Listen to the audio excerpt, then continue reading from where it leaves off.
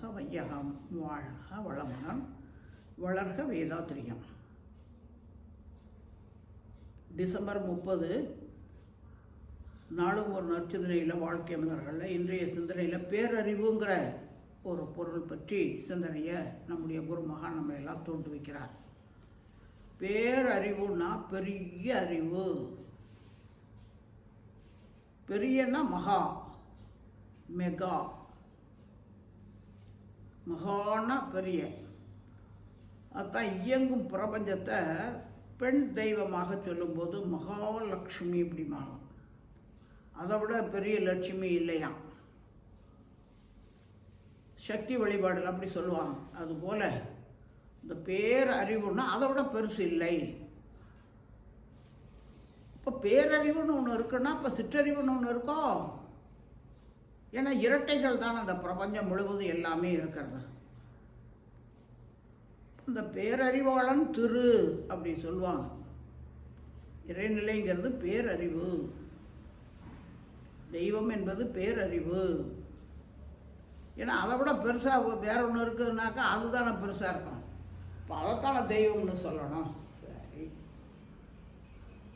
அப்போ இந்த பேரறிவுங்கிறது சிற்றறிவாக எல்லாவற்றிலையும் இருந்து கொண்டு இருக்கிறது. ஏனென்றால் அதுவே தன் நிலையில் மாற்றம் பெற்றது. ஏன் அப்படி மாற்றம் பெறணும் அப்படின்னா, இன்றைய சிந்தனையில் மகரிஷியை சொல்கிற மாதிரி அந்த தெய்வம்ங்கிறது அது அரூபம். அரூபமாக இருக்கிறதெல்லாம் ஒன்றுமில்லைன்னு கருதுவதுங்கிறது ஒரு பழக்கம். அது ஒன்றுமில்லாதது அல்ல. அது முற்காலத்தில் உணர்ந்தவர்கள் அலையை நிறுத்தும் போது நிலைக்கு வரும்போது அறிவு, சிற்றறிவு. அப்போ அவங்க அதை மற்றவர்களுக்கு உணர்த்துவதற்கு முயற்சி பண்ணுறாங்க. அதனால் பால் என்ற வார்த்தையில் குறித்து சொல்கிறாங்க. பால் என்று சொன்னால் ஒன்றுமில்லாததுன்னு கருதி கொண்டாங்க. அவங்கவுங்க அந்த நிலைக்கு போகும்போது தான் அது உணரத்தான் முடியும். எடுத்து சொல்கிறது எத்தனை வார்த்தைகள் சொன்னாலும் கூட அது முடியாது. ஏன்னா மனம்ங்கிறதுக்கு அப்பால் போகணும், அறிவுன்ற நிலைக்கு போகணும். அதுதான் உணர்வுன்னு சொல்லக்கூடியது. அப்போது அந்த நிலையில் இந்த அறிவுன்றது எல்லாவற்றிலையும் இருக்குன்னா இப்போ எல்லா அறிவையும் ஒட்டு சேர்த்தி பார்த்தோம்னாக்கா எப்படி இருக்குன்னா அதுதான் பேரறிவு. சரிதான், அந்த அறிவு எப்படியெல்லாம் இருக்குது. அது உள்ள அடங்கி இருந்தது சுத்த வெளியில். அது ஒன்றுமில்லாதது என்று பால்கிற வார்த்தைக்கு கருதி கொண்டாங்க. ஆனால் அதுக்குள்ளாகவே பற்றாயிருப்பு, பேராற்றல், பேரறிவு, காலம் என்ற வளம் நான்கும் உள்ளடக்கமாக இருந்தது. அது அப்படியே இல்லை. அது தானாகவே தன்னுடைய இப்படித்தான் இயங்க வேண்டும் என்ற இயல்புக்கு அறிவினால் அழுத்தம் என்ற உந்து ஆற்றலாலையும் அந்த சக்தி அதுதான் அதன் மூலமாக எழுச்சி பெறுது. அது எழுச்சி பெற்று ஒவ்வொன்றாக பரிணமித்து கடைசியில் மனிதன் வரைக்கும் வருது. தன்னிலே தன்னை தானே ஓர்ந்து பார்த்து ரசிப்பதற்காகவே அந்த சுத்த வெளி மனிதன் வரைக்கும் வந்துடும். இப்போ இடையில இருக்க ஒவ்வொன்றுலேயும் அதே சுத்த வெளி தான் இருக்குது, தெய்வம்னு சொல்கிறோம். இதை அமெரிக்காவில் ரக்கட்ஸ் யூனிவர்சிட்டி, மிக உயர்ந்த ஒரு யூனிவர்சிட்டி, பல்கலைக்கழகம். அங்கே ஒரு 70 விஞ்ஞானிகளுக்கு இடையில் ஆசான் அருள் தந்தை இந்த பிரபஞ்ச ஒருங்கிணைப்பு சக்திங்கிறத பற்றியும் இந்த ஸ்பேஸ், இந்த சுத்தவெளி, பால் எல்லாம் சொல்லிகிட்டு இருக்காங்களே அதை பற்றியும் விளக்கம் கொடுத்துட்ருக்காரு. விளக்கி முடித்தாச்சு. அதன் பிறகு உங்களுக்கு ஏதேனும் ஐயப்பாடுகள் இருந்தால் இப்போ கேட்கலாம் அப்படின்னாரு. நீங்கள் சொல்கிறதெல்லாம் ரைட்டு தாங்க, ஆனால் எல்லாத்துக்குள்ளரையும் அந்த சுத்தவெளி தான் இருக்குன்றீங்க. அப்புறம் சுத்தவெளியிலே எல்லாமே மிதந்துக்கிட்டு இருக்குன்னுலாம் சொல்கிறீங்க. அதே சுத்தவெளி ஒன்றும் இல்லாதது, அதில் எப்படி மிதக்க முடியும்? எல்லாம் இந்த பிரபஞ்சமே அந்த சுத்தவெளிக்கு தான் ஆகியிருக்கு அப்படின்லாம் சொல்கிறீங்க. அது ஒன்றும் இல்லாதது எப்படி இவ்வளவும் ஆகியிருக்க முடியும்? எங்களால் அதைத்தான் நீங்கள் சொல்கிற மாதிரி யூகிக்க கூட முடியல எங்களால் விஞ்ஞானிகள் சொல்கிறாங்க. அப்பா மகரிஷியை சொல்கிறாரு, நீங்கள் எங்கே உட்காந்துட்டு இருக்கீங்க? பூமி மேலே உட்காந்துக்கிட்டு இருக்கிறோம். இந்த பூமி எவ்வளவு இருக்குது? அது 25,000 மைல் சுற்றளவுங்க. ரைட்டு. இந்த பூமியை பூமியில் உட்காந்துக்கிட்டு சூரியனை பார்க்குறீங்க. காலையிலேருந்து சாயந்தரம் வரைக்கும் சூரியன் சுற்றிக்கிட்டு இருக்குது. ரைட்டு. இந்த சூரியனை பார்க்க முடியுது இல்லையா? பார்க்குறோம். அது எத்தனை பெருசு இருக்குன்னு கணக்கெடுத்துருக்கீங்க. விஞ்ஞானிகள்லாம் கணக்கெடுத்து வச்சுருக்காங்களே.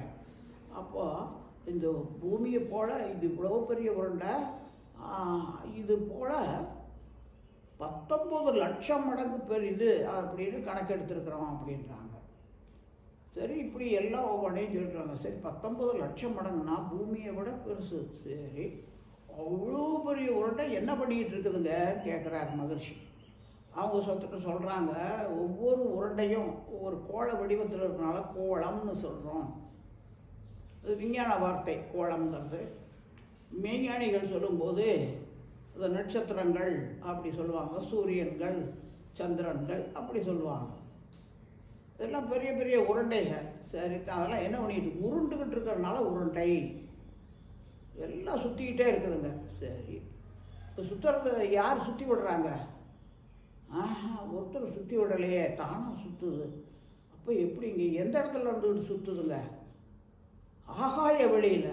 அப்பாடா, சரிதான். ஆகாய வெளியில் ஒவ்வொரு உருண்டையும் தன்னைத்தானே மிக விரைவாக சுற்றி கொண்டு ஒரு மையத்தில் ஒரு தாய்க்கோளை வச்சுக்கிட்டு சுற்றி வருது. அதை நீங்கள் சூரிய குடும்பம்னு சொல்கிறீங்களே, இவ்வளவும் அந்த சுத்த வெளியில் தானே மிதந்துக்கிட்டு உருண்டுக்கிட்டு இயங்கிக்கிட்டு இருக்கே.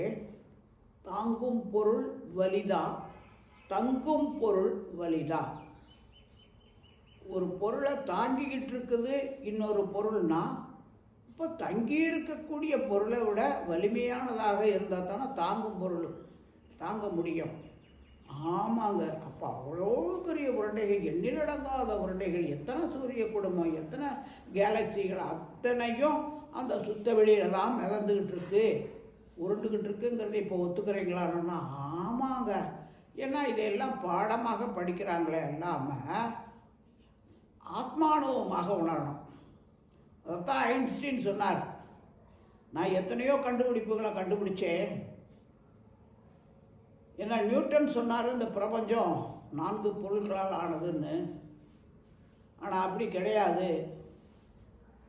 பொருளும் சக்தியும் ஒன்று தான், காலமும் வெளியும் ஒன்று தான் என்று இந்த பிரபஞ்சம் 2 பொருள்களால் ஆனதுன்னு நான் சொன்னேன்.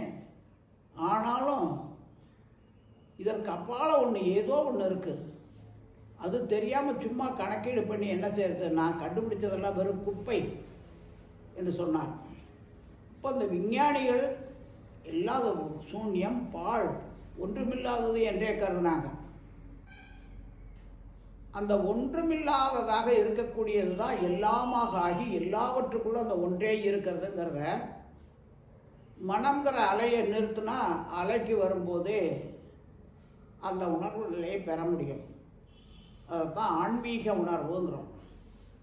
அது தியானத்தின் மூலமாக தான் மன அலைச்சூழலை குறைப்பதற்கான ஒரு பயிற்சி திட்டத்தின் மூலமாக கொண்டு வரும்போது தான் அதுவானால் அதுவே சொல்லுங்கிற நிலைக்கு நம்முடைய குருமகான் போனதுனால தான் 3ஆம் கிளாஸ் படித்த வேதாந்திரி மகர்ஷி அவ்வளோ பிரபஞ்ச ரகசியத்தையெல்லாம் புட்டு வச்சு one in all, all in one, ஒன்றே எல்லாமாக ஆகியிருக்கிறது. இந்த எல்லாவற்றுக்குள்ள அந்த ஒன்றே இருக்கிறது.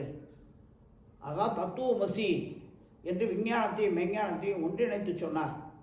இப்போ அதுக்கு ஒரு உதாரணம் சொல்கிறார் பாருங்க. இன்னைக்கு எல்லாம் எங்கே கடல்னு ஒன்று பார்க்குறோம். அந்த கடலில் என்ன இருக்குது?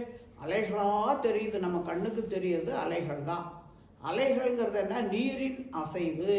இப்போ கடல்ங்கிறது என்ன? நீர், நீரால் சூழப்பட்ட ஒரு பகுதியை நம்ம கடல்னு சொல்கிறோம். அதனுடைய இருப்பில் கடல் தண்ணி, அது இயக்கத்துக்கு வரும்போது அலைங்கிறோம், அசைவில், இயக்கத்தில். சரி, இந்த அசைவுகள் எல்லாம் ஒவ்வொன்றும் அசைஞ்சிக்கிட்டே வருது, கரை வரைக்கும் வருது. திருப்பி எங்கே போகுது? திருப்பியும் போகுது. அதில் பெரிய அலை, சின்ன அலை, ஆண் அலை, பெண் அலைன்னெல்லாம் பேர் வச்சுருக்குறோம் நம்ம மனுஷங்க. அப்படி திரும்பி எங்கே போய் சேருது?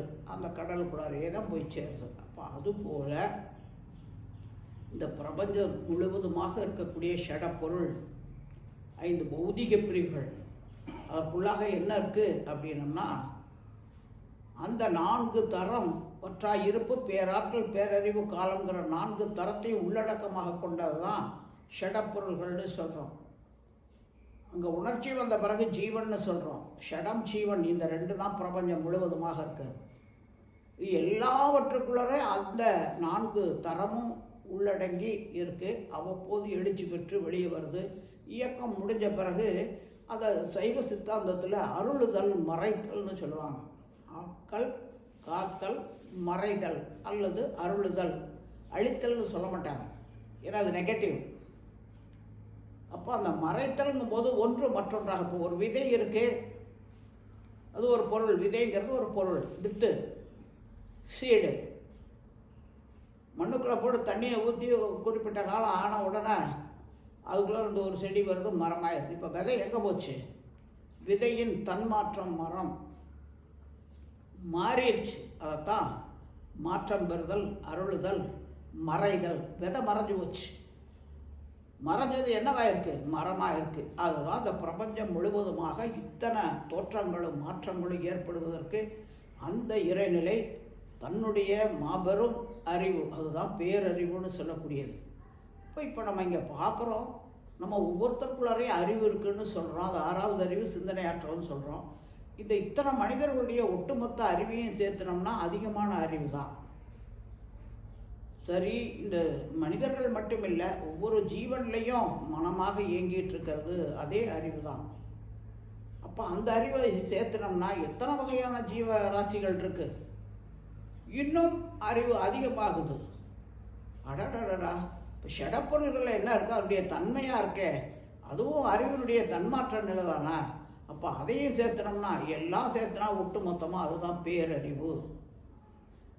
இறைநிலையே எல்லாமாக ஆகியிருக்கிறதே, எல்லாவற்றுக்குள்ளும் இருந்து இயக்கி காத்து முடித்தும் வைப்பது போல எனக்குள்ளும் புறமுமாக இருக்கிறது என்ற உணர்வு நிலையை ஒவ்வொருவரும் அந்த மனம்ங்கிற எல்லையை கடந்து அறிவுற்ற நிலைக்கு போகும்போது உணர முடியும்.